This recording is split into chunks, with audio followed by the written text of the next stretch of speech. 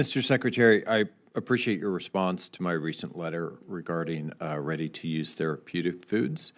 Can you talk a little bit about what more the department can do to provide RUTFs as an option within the food aid toolbox, what authorities you may need, and talk a little bit about the incredible impact that ready-to-use therapeutic foods can have on malnourished children? I think, Mr. Chairman, the distinction is between trying to address malnutrition as it exists today in an emergency circumstance versus a longer-term commitment to increase food security in nations that are challenged. Our programs are primarily through the Food for Peace program, progress program, are primarily focused on the latter. USAID's efforts are focused primarily on the former. So we work collaboratively with USAID to ensure that our resources are utilized in a proper way.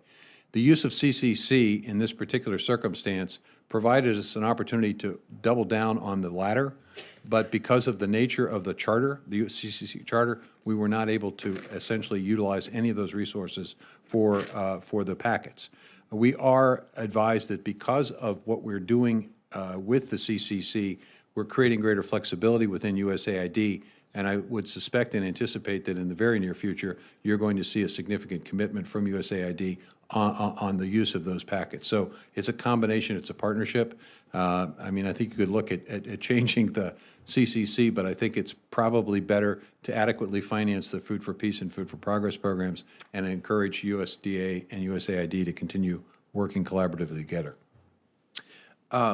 Can you talk a little bit, give us a little bit of an update on implementation of the two bison production-related provisions that were in the FY24 bill related both to inspection fees for processing and then also production and marketing? As Senator Hoeven pointed out, that bill just passed recently, and so we are in the process of taking a look at trying to better define what a Native American establishment and institution is so that we know where that resource and that assistance needs to be directed. We are engaged in consultations this week and next week with tribes in an effort to try to discuss self-determination as it relates to processing. And as you know, we are investing resources under the American Rescue Plan in expanded processing capacity. So I think you're going to continue to see us work collaboratively with tribes. I think you're going to continue to see us work in a way that will dovetail and parallel what we do with states, where we basically try, if we can, to pick up roughly 50% of the costs. I think you're going to see that kind of arrangement discussed with the tribes, and hopefully we reach a consensus on steps forward. Thank you. I was glad to see the Western Water Framework announced by NRCS last year. With this as a foundation to build on, how is USDA planning and a sort of all-of-department approach to tackle the Western drought resilience challenges that we have from, large-scale upstream watershed restoration all the way down to small-scale on-the-farm kind of measures? The Western Water and Working Lands Initiative is an initiative focused on 6 strategies, 13 different ways in which we approach preserving groundwater, surface water, focused on preserving rangeland, pasture land, agricultural productivity, and the tools to do so.